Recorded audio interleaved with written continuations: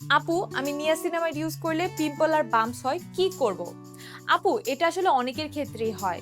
Niacinamide সাধারণত সবার জন্য সেফ হলেও কারো কারো স্কিনে প্রথমে ব্যবহার শুরু করলে পিম্পল, ছোট ছোট বাম্পস বা ব্রেকআউট দেখা দিতে পারে।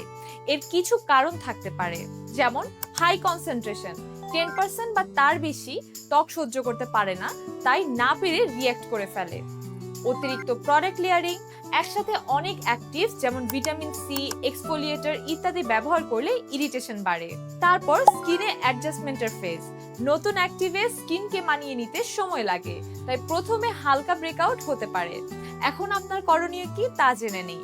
প্রথমেই কম কনসেন্ট্রেশনের যেমন 4 to 5% নিয়াসিনামাইড ব্যবহার শুরু করুন। শুরুতে সপ্তাহে 2 থেকে 3 বার ব্যবহার করুন। স্কিন মানিয়ে গেলে ধীরে ধীরে কনসেন্ট্রেশন বাড়াতে পারেন। একই সাথে অনেক বেশি অ্যাক্টিভস যেমন রেটিনল, ভিটামিন সি, এক্সফোলিয়েটরস ইত্যাদি ব্যবহার না করাই ভালো।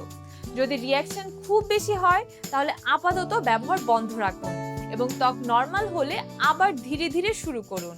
হালকা নন কমেডোজেনিক ময়শ্চারাইজার ইউজ করুন যাতে ত্বক শান্ত থাকে। অল্টারনেটিভ কিছু ইউজ করতে চাইলে অ্যাজুলেন, সেন্টেলা এশিয়াটিকা, প্যান্থেনল বা snail mucin base soothing serum ব্যবহার করতে পারেন। এগুলো ত্বকে শান্ত করে এবং রেডনেস, দাগ হালকা করতে সাহায্য করে। বিউটি ও স্কিন কেয়ার রিলেটেড আরো বিস্তারিত জানতে ফলো করুন আমাদের ফেসবুক পেজ এবং সাবস্ক্রাইব করুন আমাদের ইউটিউব চ্যানেল ইমাটো স্কিন কেয়ার।